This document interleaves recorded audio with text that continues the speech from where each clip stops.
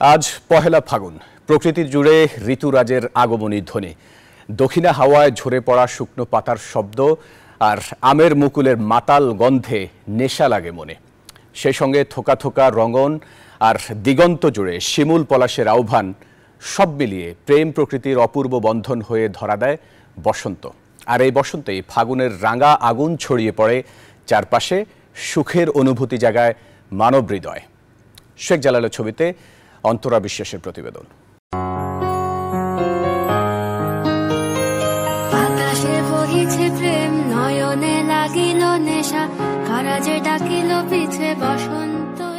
কেবল বনে বনে নয়, প্রকৃতির সঙ্গে তাল মিলিয়ে মানুষের মনেও লেগেছে ফাগুনের রং।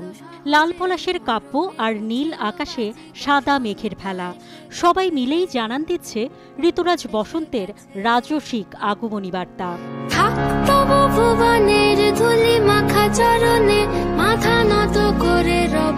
কচি পাতায় আলোর নাচন, ফুলে ফুলে ভ্রমণের গুঞ্জন, তাই তো নব উদ্যমে জেগেছে প্রাণ।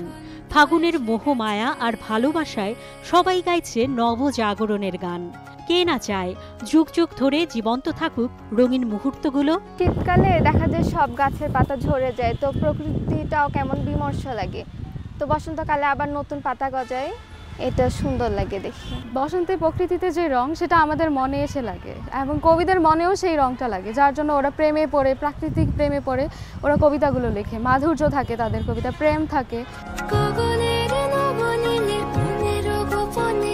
রিক্ত হস্তে বিদায় নিচ্ছে জরাজীর্ণ শীত, শুকনো পাতার হৃদয় ভাঙা মর্মর ধ্বনি।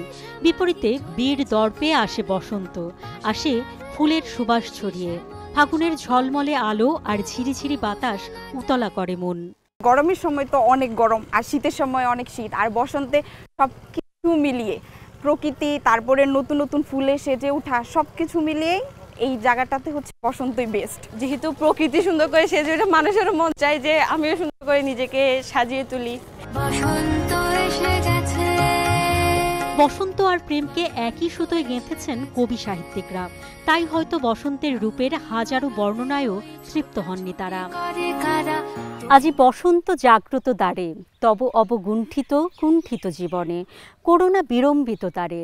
আজি খুলিও হৃদয় দল খুলিও, আজি ভুলিও আপন পর ভুলিও।